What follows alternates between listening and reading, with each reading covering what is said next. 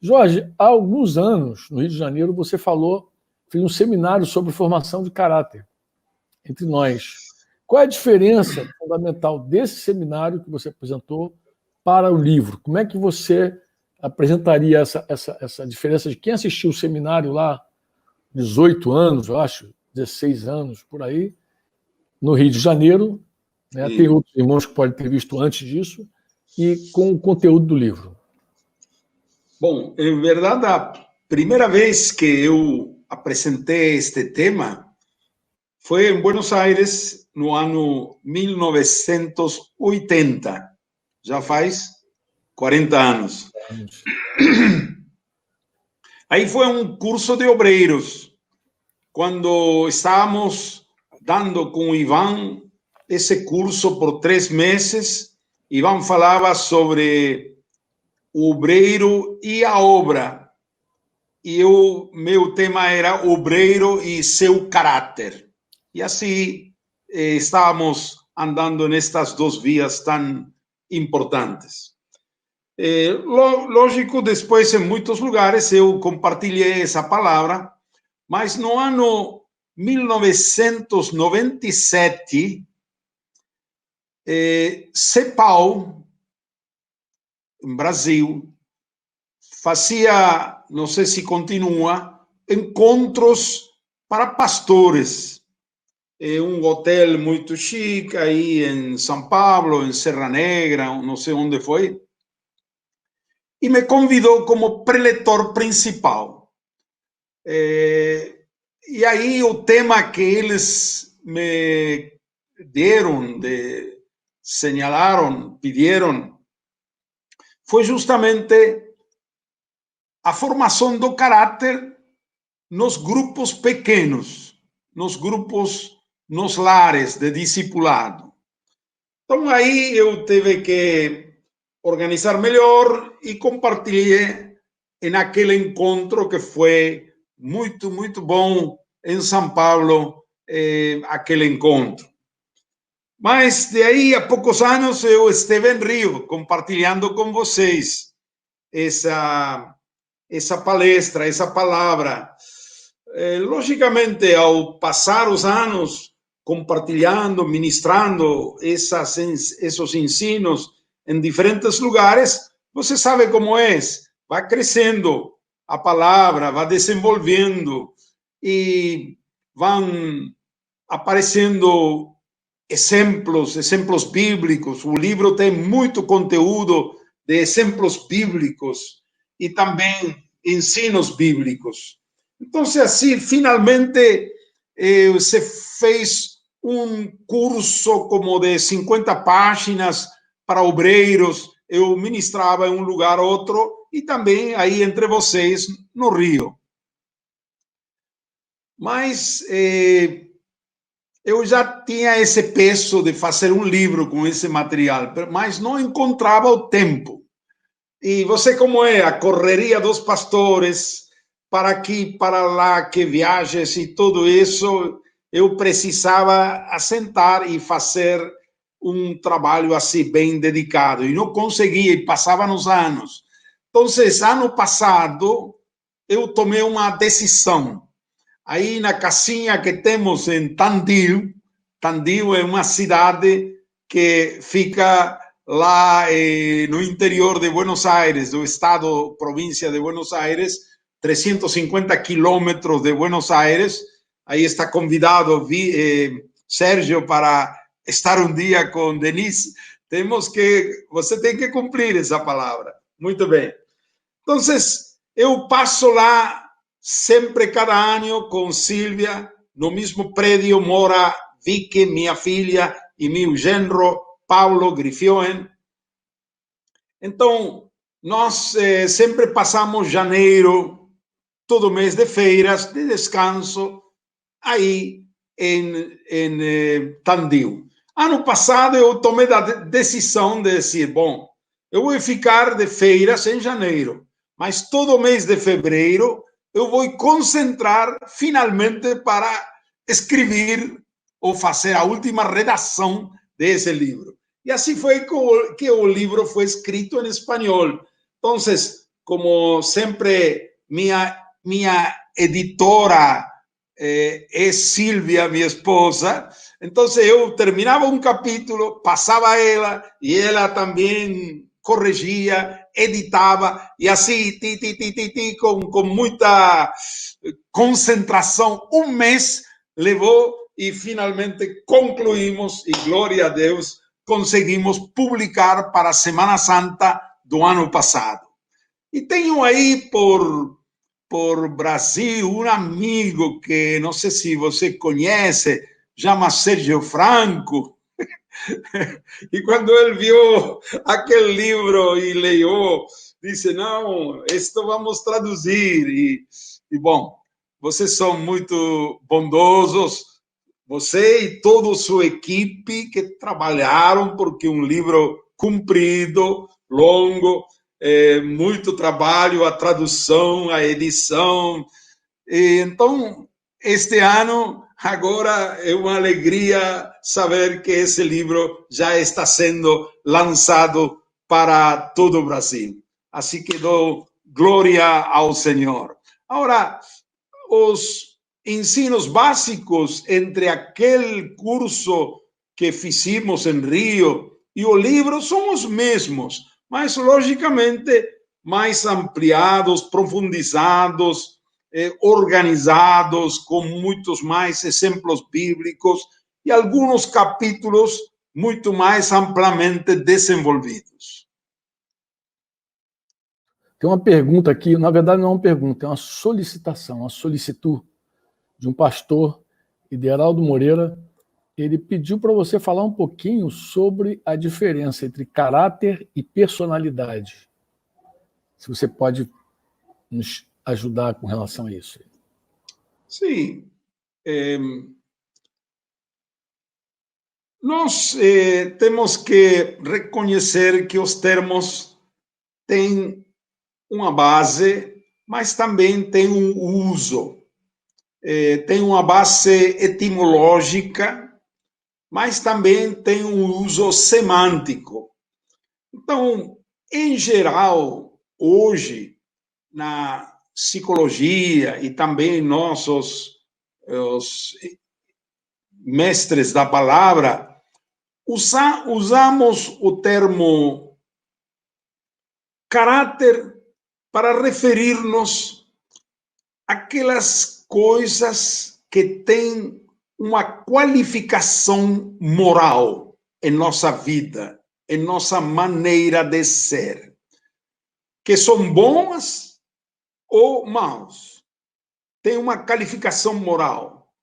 Então, mas quando falamos de personalidade, estamos falando de aquela individualidade que nos caracteriza a cada um de nós por natureza, dado por Deus, não por natureza pecaminosa, sino uma característica de individualidade. Assim como não há duas árvores iguais, não há duas folhas de árvores iguais, tampouco as impressões digitais são de cada pessoa é diferente. Somos milhões de pessoas, mas cada um tem uma individualidade dada por Deus, porque Deus não é fabricante. O fabricante de cadeiras faz a todas as cadeiras iguais. O fabricante de copos faz todos os copos iguais de aquela série. Mas Deus não é fabricante. Deus é criador. Deus é um artesano. O criador, com cada peça, com cada criação, dá uma característica própria. Então, quando falamos de personalidade, então são aquelas individualidades dadas por Deus que não precisam mudar. Santificar, sim, pero mudar não. Eu sou como Deus me criou. e eu não tenho que imitar a outra pessoa em minha personalidade, Mas, quando nossa maneira de ser temos coisas ruins, pecaminosas, Deus quer mudar. Então, aí a palavra caráter, em grego, traduzido em nossas Bíblias, muitas vezes por a palavra imagem. Deus criou a homem a sua imagem e semelhança. Então, a palavra traduzida em espanhol, em português, imagem, em grego tem duas palavras diferentes. Uma palavra é ícono, é usado no Novo Testamento, em algumas passagens. Mas também em grego tem a palavra caráter. Caráter é uma palavra grega. E quando você lê em Hebreus capítulo 1, versículo 3, aí esta versão que vou ler diz, falando de Jesus, ele que é o resplendor da glória e a expressão exata do ser, de seu ser. Está falando de Jesus em relação ao Pai. Jesus é o esplendor da glória do Pai e Jesus é a expressão exata de seu ser. Esse termo aqui em grego é que Jesus é o caráter exato de Deus. A palavra aí é caráter. Então, nosso caráter tem virtudes e tem defeitos. Coisas que podemos qualificar como positivas e coisas que podemos qualificar como negativas ou pecaminosas. Então, o que Deus quer fazer com nosso caráter é mudar todas aquelas coisas que em nossa conduta, em nossa maneira de ser, não se conformam a caráter de Jesus Cristo. Porque o propósito de Deus, o propósito eterno de Deus, é conformar-nos à imagem de seu Filho. Esse é o plano de Deus eterno, que cada um de nós tenhamos o mesmo caráter de Jesus, com diferentes personalidades, mas o mesmo caráter de Jesus. Isso é uma explicação sobre a diferença de caráter e personalidade. Obrigado, Jorge. Muito obrigado. Eu tenho também aqui uma pergunta, que na verdade acho que não é uma pergunta. Vamos lá. Smith-Chan acredita que em algum momento a busca pela transformação do caráter, embora ele já explicou o que é santificar, né? Pode inibir ou competir com a busca pela plenitude do espírito, né? A pessoa está colocando, está dizendo o seguinte, ele enxerga que há irmãos que pensam que essas verdades se contrapõem, ou seja, que a plenitude do espírito se contrapõe com a transformação do caráter, como se essas coisas fossem paralelas, ou em algum momento fossem confrontadas. Como é que tu vê isso, Mitch? Justamente na segunda parte do livro, quando eu falo sobre os principais fatores na formação do caráter, eu señalo que o terceiro fator, o primeiro fator é ter um modelo. Nosso modelo é Cristo. O segundo fator é receber ensinos debaixo do senhorio de Jesus. E o terceiro fator é viver cheios do Espírito Santo, de aquele poder que nos transforma. Porque, em realidade, quando falamos de formação de caráter, quizás uma palavra mais apropriada seria transformação do caráter. Então, não é que nosso caráter vá mudar por nossa força, por nossa autodeterminação. Vai mudar quando nós aprendamos a viver guiados pelo Espírito. Viver as 24 horas do dia no Espírito. Não vivendo segundo a carne, porque quando vivimos segundo a carne, então se manifesta o velho homem, nosso caráter fora de Cristo, com todas aquelas condições negativas. Mas quando nós vivimos no Espírito, não só uma experiência do Espírito, um ser cheio do Espírito em um momento, como um arrebato espiritual, é maravilhoso, isso também precisamos, mas uma continuidade.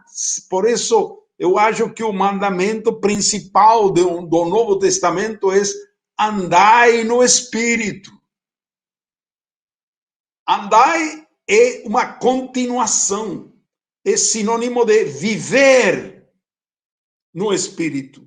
Tudo o que nós fazemos, pensamos, sentimos, reagimos, atuamos, desejamos, decidimos, pode ser na carne ou no Espírito.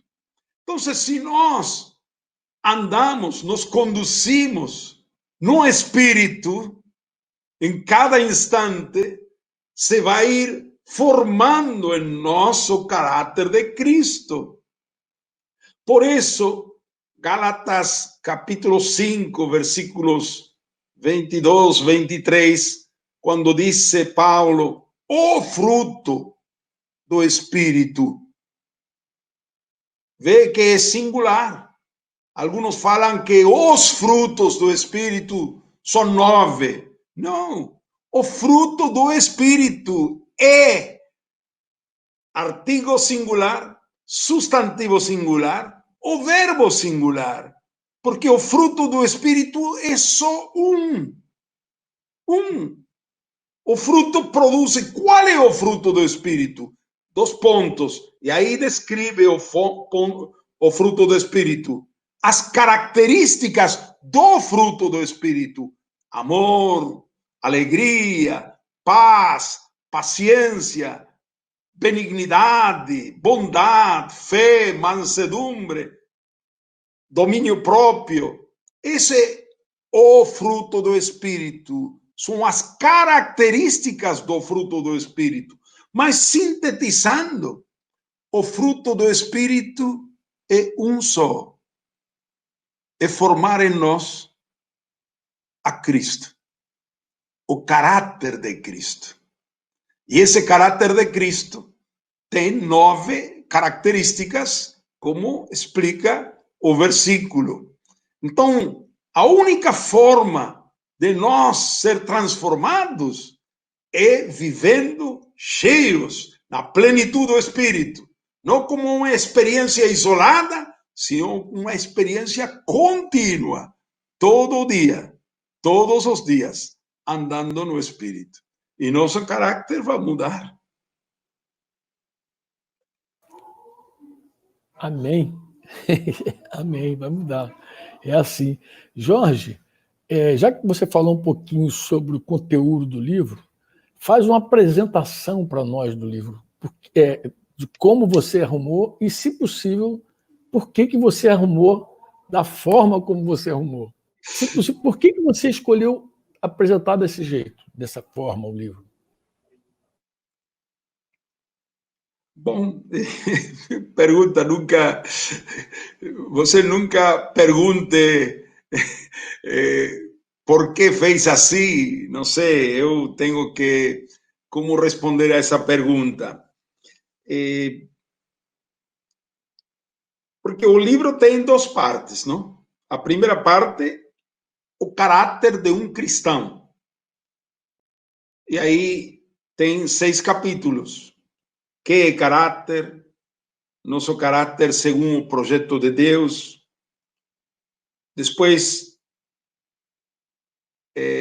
as primeiras 8 virtudes de caráter segundo Jesus Cristo. E aí, o Sermão da Montanha, Jesus, que é a didaquê, Sermão da Montanha, está iniciando o ensino com essas 8 virtudes de caráter,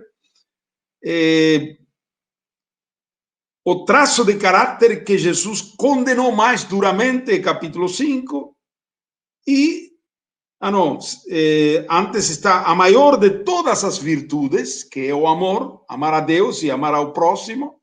Depois, o traço de caráter que Jesus mais duramente condenou foi a hipocrisia e outras virtudes de caráter. Então, assim foi desenvolvendo a primeira parte, o caráter, e segunda parte, os principais fatores na formação do caráter. Agora, por que organizei deste modo? Bom, eu posso responder de 2 maneiras muito simples. Desculpa, não tenho uma grande explicação. A primeira me pareceu que era a sequência lógica para poder entender o tema. Primeiro que e depois como. Não? Geralmente, essa é a sequência. Pero eu tenho uma pergunta, uma resposta mais simples. Você sabe que nós, cada vez que temos que pregar, já seja mensagem ou muitas mensagens, já seja uma série de mensagens, que fazemos? Oramos, clamamos a Deus, às vezes com desesperação, porque temos muita responsabilidade quando temos que compartilhar a palavra. E quando somos convidados a um encontro, uma das angústias maiores que os preletores temos é ser fiel a Deus, porque somos cientes que o povo, os irmãos, não se reúnem para ouvir-nos a nós. Eles querem ouvir a Deus. E nós temos tremor de falhar, de errar. Então, oramos, Senhor, por favor.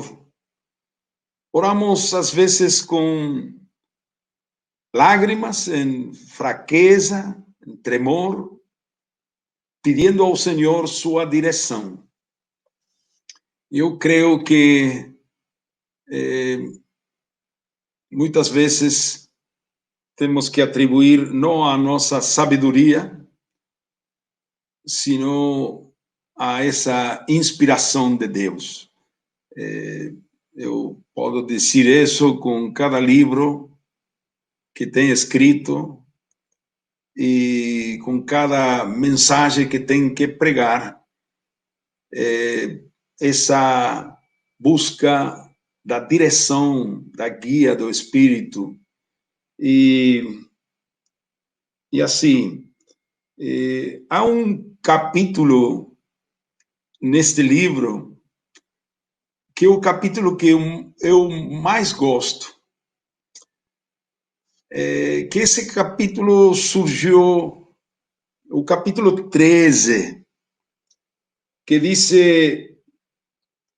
o quinto fator espiritual na formação dos discípulos, ou a formação do caráter. Ter uma atitude correta ante o sofrimento. Porque em mais já 52 anos de pastor. 54 anos de pastor. Tenho acompanhado muitas pessoas, irmãos, passar por sofrimento. Temos que chorar com os que choram. Não conseguimos profissionalizarmos. Não conseguimos não chorar. Então, esse capítulo foi um capítulo como querendo ajudar aqueles irmãos, como temos ajudado em nosso ministério pastoral, você também, que tem passado por sofrimentos muito fortes. E aí tem algumas coisas que eu tenho aprendido de um irmão francês, Christian Rivière, que depois eu conheci pessoalmente na França, mas quando fui abençoado foi lendo seu livro, um pequeno livro que chama-se Fogueira.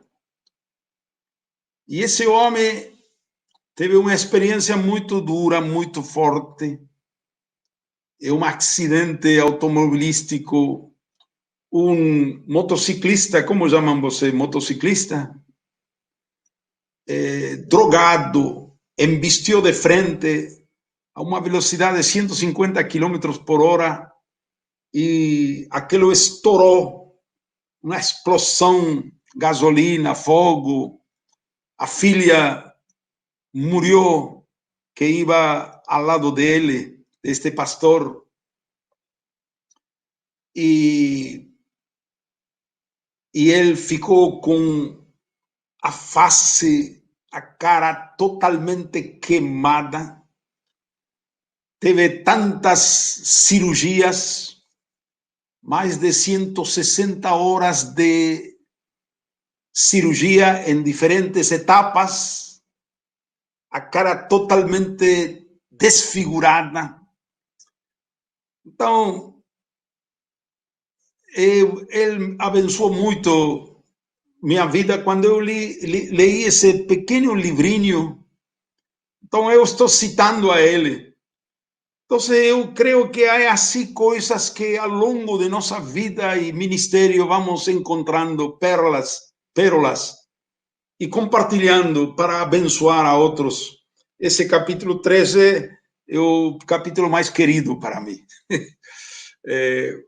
Por isso, eu creio que Deus, que eu me sinto assim como um simples instrumento nas mãos de aquele que, como você tem uma caneta e usa a caneta para escrever, nós somos uma caneta nas mãos de Deus e sempre nossa oração é essa: Deus, por favor, me ilumina, me inspira.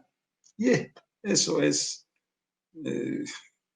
minha pequena resposta para uma grande pergunta. Obrigado, Jorge. Tem uma pergunta aqui de uma irmã, Rosane Andretta, uma irmã lá de Curitiba, né? Até identifico bem essa irmã. Ela pergunta: o que ocorre, o que acontece quando determinado discípulo de Jesus, quando uma pessoa que está caminhando, um irmão, não consegue ter o seu caráter transformado em determinada área da vida dele? Ele desenvolve várias áreas da vida, assim, mas de repente tem um traço de caráter que ele segue ainda com um problema. Eu acredito que é isso que ela está perguntando. Qual é o que sucede? Ou, não sei se ela quer algum caminho, algum conselho, mas reflete aí sobre a pergunta que essa irmã fez. Bom,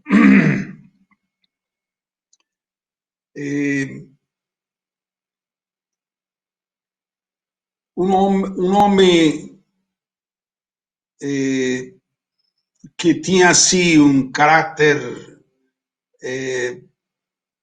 bastante que precisava mudança foi Jacó.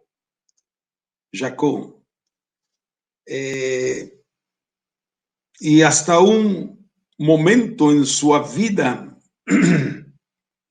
ele não conseguia mudar aquele caráter que ele tinha. Mas finalmente um dia, voltando ele para encontrar com seu irmão Esaú, teve um encontro com Deus em Peniel. E aí lutou com Deus. E ele persistiu. O anjo queria ir fora, mas Jacó não permitiu. Pegou de aquele anjo e disse: eu não te deixarei se não me abençoes. E lutou toda a noite, até a aurora, amanhã, quando começou a clarear. E aí Deus lutou com ele e finalmente tocou a ele. E aí mudou o andar de Jacó. Então, e foi santificado nesse encontro com Deus. Se nós desejamos, em algumas áreas específicas, uma mudança no nosso caráter, temos dois caminhos possíveis. Deve haver mais, mas agora eu respondo assim. Um é pegar a Deus e não soltar. E dizer: Deus me muda. Paulo, em seu desespero, disse: quem se aborreceu a si mesmo com uma força impressionante, aí em Romanos 8, Romanos 7, ele diz: desventurado homem que sou, quem me livrará do corpo desta morte? Então, em nosso encontro com Deus, temos que chegar a esse ponto de pegar a Deus, aborrecer nossa carne e aquele traço de caráter que queremos que Deus mude. E Deus vai responder, como respondeu a Jacó, lutar com Deus. E é outro caminho também. Nós, de coração, pedimos a Deus, se não queremos lutar tanto, fazer uma oração simples. Deus, me muda. Usa o que você quer e deixa na mão de Deus. E vai chegar um momento. Deus vai usar. Que vai usar? Muitas vezes o sofrimento. Alguma coisa vai acontecer.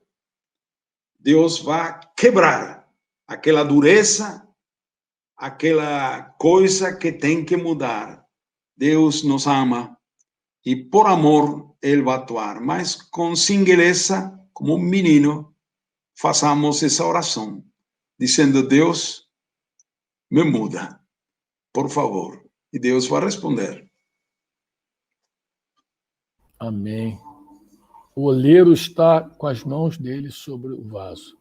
Uma pergunta, Jorge, ver se eu entendi bem a pergunta. Qual é a relação que você faz com o tema formação de caráter E esses dias que nós estamos vivendo, especialmente esse tempo que a gente está chamando da pandemia, sabe, que a gente tem chamado de quarentena. Você faz alguma relação do tema do livro com esses dias que nós estamos vivendo? Bom, esse livro foi escrito antes da quarentena. Foi ano passado. Vocês estão traduzindo este ano, ou já iniciaram ano passado a tradução, mas está pronto este ano. Assim que não tem no livro uma palavra específica para quarentena. Mas eu creio que esta quarentena ajudou. E está ajudando muito. Por exemplo, marido ficar em casa 24 horas, todos os dias da semana, aí aparecem os traços de caráter. Muitos descobrimos nessa convivência mais intensa de dia a dia, coisas que aparecem em nosso caráter, que não éramos muito cientes, porque, claro, amanhã o marido ia para trabalhar, ou a mulher ia para também, e à noite estavam juntos, eram poucas horas juntos, então muitas coisas de caráter apareceram e têm que ser acertadas, têm que ser tratadas. Também na correria que todos temos experimentado, perdimos algumas coisas básicas, como a oração privada. Muitas vezes, na vida agitada, corre que corre, temos descuidado a palavra, a oração, a quietude. Aquietai-vos, lembra essa palavra quando Deus te deu? Aqui, Deus nos aquietou. Já não era uma palavra, era uma circunstância obrigada. Então, o último capítulo do livro, o sétimo fator espiritual para a formação do caráter, diz que é cultivar, desenvolver uma comunhão pessoal com Deus. Então, neste sentido, foi muito bom este tempo. Aqui na Argentina, a quarentena foi muito mais estrita. Já 120 dias que temos de quarentena. Tivemos que reorganizar melhor nossa vida de oração privada. Agora tínhamos mais tempo para orar, para fechar a porta, como Jesus falou, e estar sozinhos com o Pai. Creio que isso é muito bom nesta quarentena. Eu acho que você acabou aí respondendo a pergunta do nosso amado Edmilson, né?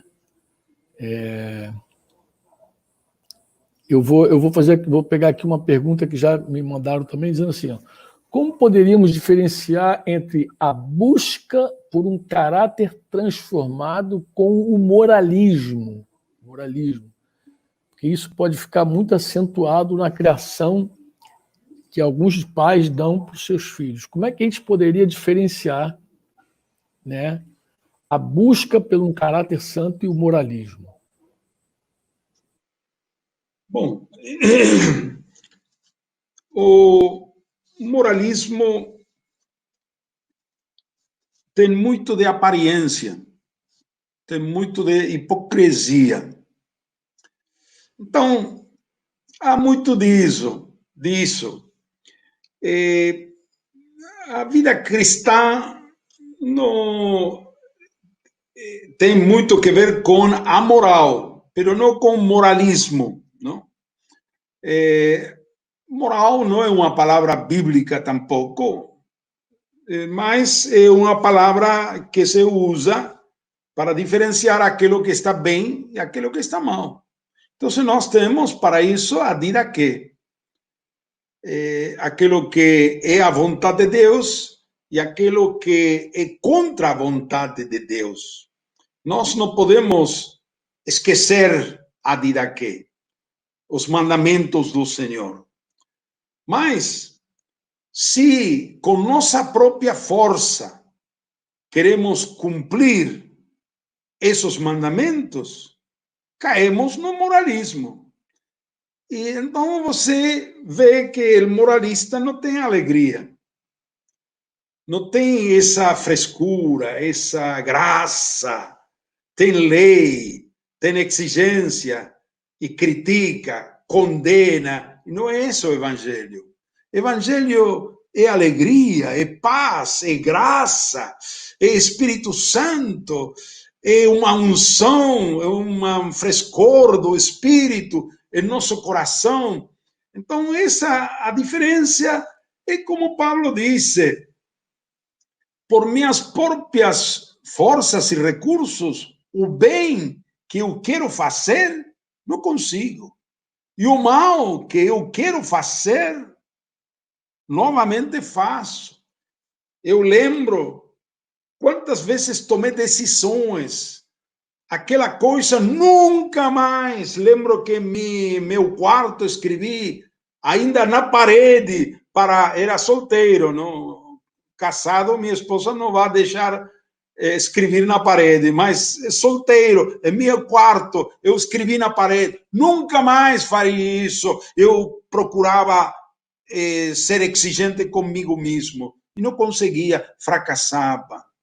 Mas quando Deus me encheu com o Espírito Santo, quando me batizou, aquilo foi uma alegria, fazer a vontade de Deus, não com nossa própria força, sino com o poder do Espírito. Então, por isso Paulo, depois, quando ele compreendeu, disse: tudo eu posso naquele que me fortalece. Então, aí está a diferença entre moralista. Se você fica com a primeira parte do livro, somente pode cair em moralismo.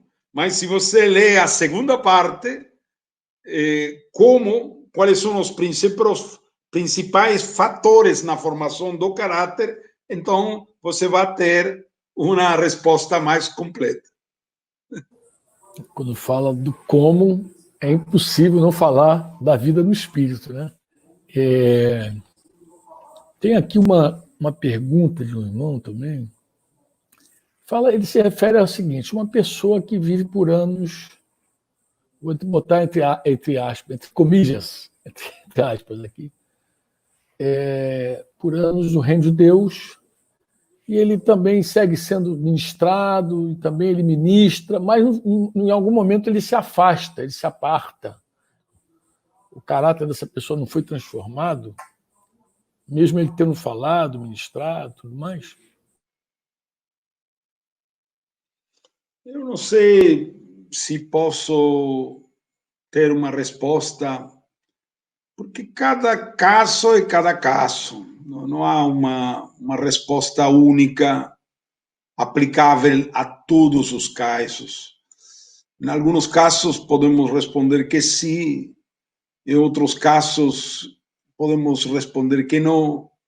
Alguns foram transformados, mas depois perderam aquela intimidade com Deus, ou tem algum pecado escondido, ou tem algo. Então, cada caso tem uma resposta e uma solução diferente. Então, eu não tenho uma única resposta para isso. Você poderia explicar também rapidamente para os irmãos, porque de repente tem muita gente que está vindo aqui ouvindo falar sobre formação de caráter, mas não conhece o projeto do Eterno. Você poderia falar um pouquinho sobre esse livro também para a gente? Sim. Bom, eu gostaria mais de falar sobre a Epístola aos Efésios, do livro que eu escrevi.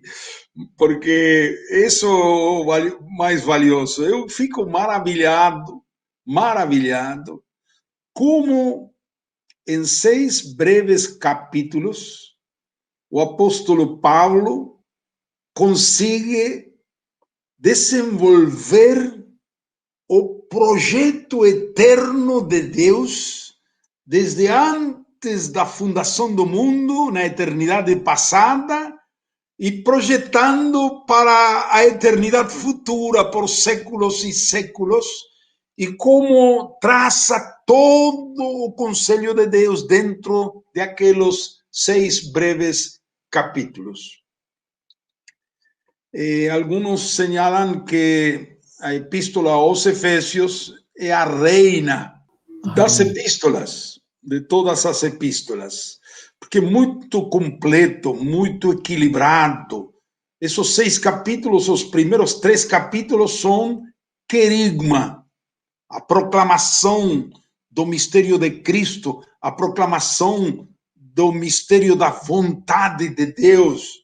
E os 3 capítulos últimos, 4, 5 e 6, são de Didaqué, onde está ensinando a doutrina, os mandamentos do Senhor que abrangem a vida toda, caráter, conduta, sexo, dinheiro, família, matrimônio, pais e filhos, trabalho e, finalmente, aquela luta espiritual que nós temos. Então, é um livro muito completo, muito abrangente.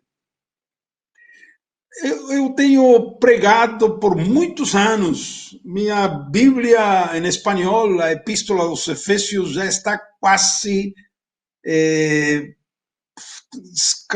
as páginas são tão fragilizadas, quebradas, de tanto aí, marcadas. Bom, então, faz muitos anos, foi o ano 95, nós tínhamos iniciado a fazer viagens à Armênia, havia lá um grande avivamento na Armênia, e eu fui convidado e formamos uma equipe de pastores para estar aí e dar seminário para os bispos, pastores e diáconos. A igreja, em 5 anos, tinha crescido de 3.000 membros a 50.000 no país. E eles precisavam formação de obreiros. Então, eu estava lutando que vou ensinar meu armênio. Para falar armênio é muito fraco, porque fazia muitos anos que não falava. Era meu idioma primeiro, não? Maternal. Quando nasci, os primeiros 7 anos, só falava armênio. Mas depois, ao longo dos anos, bom, Deus ajudou, recuperei o idioma, teve que esforçar. Mas como que ensinar a eles para ficar? Então, eu, previamente à viagem, preparei esse material sobre Efésios. E foram 84 páginas de computador, com letra pequena, em armênio, e levei a eles para ensinar a desenvolver isso. Bom, foi a base do livro. Então, quando voltei, os pastores dizem, você tem que preparar isso para nós aqui ensinar na igreja. Muito bem. E aí fui traduzindo de armênio a espanhol. E aí desenvolvi um pouco mais o tema e foi desenvolvido agora. O que é esse livro, Projeto do Eterno? São 60 lições, 12 capítulos, desenvolvendo, explicando exaustivamente todos os versículos gradativamente de os 6 capítulos de Efésios, organizado como temas, lições, didaticamente, e assim. E estamos usando muito aquele livro para os grupos de discipulado e também em muitos lugares estão usando. Esse livro pode ser usado, alguns usam, está preparado assim, 5 dias na semana, tem um capítulo e pode assim 5 lições em uma semana, não? Segunda, terça, quarta, quinta, sexta. Depois vai passando assim as semanas, então em 12 semanas pode acabar o livro, mas tem que ter uma disciplina em casa de ler cada dia uma lição, que são 2, 3 páginas, e assim são 60 em total, 12 capítulos. Então, isso vai muito bem combinado com formação de caráter, porque justamente o plano eterno de Deus ele nos escolheu antes da fundação do mundo para sermos santos. Isso é, santos e sem mácula perante dele. Então, esse é o propósito de Deus. E então as duas coisas combinam muito bem. Michan falar um pouquinho sobre a importância da formação do caráter para a unidade entre os discípulos e a demonstração do amor de Jesus ao mundo. Bem, eu vou considerar que essa aqui é a última participação, tá, Jorge? Falar um pouquinho sobre a formação de caráter, tá? A formação de caráter, deixa eu ver aqui se eu tenho alguma outra coisa aqui. Tá bom. Até tem uma fala aqui de Samuel Belo. Deixa eu ler o que Samuel Belo escreveu aqui, vou projetar aí, mas deixa eu ler o que ele falou. Ele, quando ouvir esse tema do Michan, muitos anos atrás, ele falou uma frase que me marcou. A herança familiar influencia, mas não determina. Será que ele poderia comentar essa afirmação agora? Você lembra, Jorge? Você falava o seguinte, que o exemplo ele influencia, mas não é determinante, né? A gente procura ser um bom exemplo para a família, mas não é determinante. E eu acho que você pode conjugar também com o outro que eu já perdi aqui, que eu não sei onde está mais, aqui acho que é Adriano Lúcio, ele está dizendo sobre a importância desse caráter para a unidade dos cristãos, né, e também para essa demonstração do amor ao mundo, né? Eu acho que pode fazer uma coisa só e falar. Tá bom? Pode ser? Tá bom, sim, pode ser. Justamente na segunda parte do livro, quando falo sobre os principais fatores na formação do caráter, o primeiro capítulo da segunda parte, que seria o capítulo 7, diz fatores naturais que influenciam, mas não determinam o caráter de uma pessoa. E aí, entre os fatores naturais que influenciam, eu coloco primeiro a genética, a herança genética, depois a criação dos pais, meio ambiente, a cultura, bom, tudo isso. Então, aí é muito interessante ver como, com exemplos bíblicos. Então, se toma primeiro o exemplo de Caim e Abel. Caim e Abel tiveram a mesma herança genética, os mesmos pais, o mesmo ambiente, as mesmas circunstâncias. Mas por que um foi de um jeito e outro de outro? Então, a herança genética, a criação dos pais, logicamente o meio ambiente, a cultura, influencia, mas não determina. E que é o que determina? Aí vai ao capítulo 8. O fator decisivo na formação do caráter é a responsabilidade pessoal.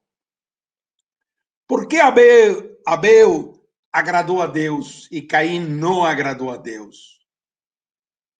Tinha a mesma herança, mas um foi bom, agradável a Deus e outro não. Que determinou essa diferença? Cada um em seu coração. Isso se chama responsabilidade individual. Então há um fator assim. Todos estes fatores naturais influenciam ao mesmo Satanás, um fator espiritual negativo, influencia, mas não determina. Quem determina o que vai acontecer com minha vida sou eu. Isso seria um pouco a resposta de querido Samuel. Bom, é muito claro na palavra que a unidade é a consequência da maturidade. Se não temos um caráter formado, a unidade é impossível. Porque eu vou brigar com você, Sérgio. Eu quero ser o primeiro e você quer ser o primeiro. Eu posso dissimular meu orgulho, minha ambição, mas finalmente vou buscar algum motivo para afastar-me de você e dividir. Por quê? Porque sou um carnal. Como Paulo falou aos Coríntios. Uns diziam, eu sou de Paulo, sou de Pedro, sou de Apolos. E Pablo disse, não, isso é uma pantalla. Você diz em pantalla? Fachada. Uma fachada. É uma fachada, é só uma simulação, não é? Não. A verdade é que vocês são meninos. São crianças, são carnais. São meninos, são carnais. Precisam novamente leite. Porque há entre vocês brigas, ciúmes, invejas, divisões. Que é isso? Meninés. Então a unidade não é possível quando eu quero ser o primeiro, quero sentar no reino à direita de Jesus ou à esquerda, e quando brigamos ou temos intenções escondidas, não. Quando nossas brigas têm que ser santas. Deixa, irmão, eu vou lavar seus pés. E você diz, não, irmão, eu tenho que lavar os pés. Essas são brigas santas, maravilhosas. Quando o marido disse à esposa, querida, deixa aí, eu vou lavar a louça. E a esposa disse, não, querido, você como vai lavar a louça? Eu vou lavar a louça. E é uma briga entre marido e mulher, que linda briga, não? Uma briga de amor. Então, aí a maturidade, a unidade é possível entre pastores, entre marido e mulher, entre irmãos, quando temos maturidade. Então, a formação do caráter é vital para conseguir a unidade.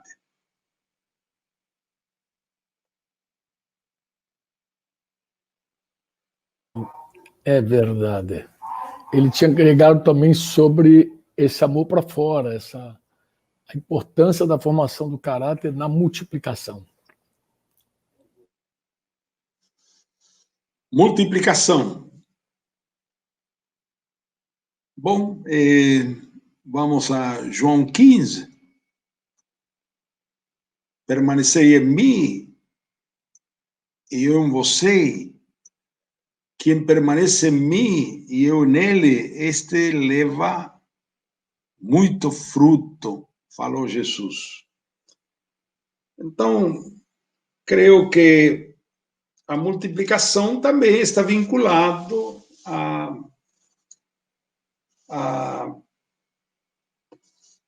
a formação de caráter. Se nós temos um caráter transformado e andamos, vivimos, atuamos, trabalhamos, vamos à escola, universidade, é um mundo onde há tanto egoísmo, ambições, fofocas, tristeza, depressão, e você tem um caráter transformado, parecido a Jesus, você se transforma em um imã. Outros que têm uma busca sincera da verdade e de Deus, na última instância, vão aproximar a você, porque vem uma diferença. Se você é um homem, uma mulher servicial, amável, sempre pronto a ajudar, uma palavra de ânimo, de fé, sempre pronto para ouvir, as pessoas vão aproximar, vão querer conhecer seu segredo, e você tem a oportunidade de pregar, e assim a obra vai crescer, multiplicar.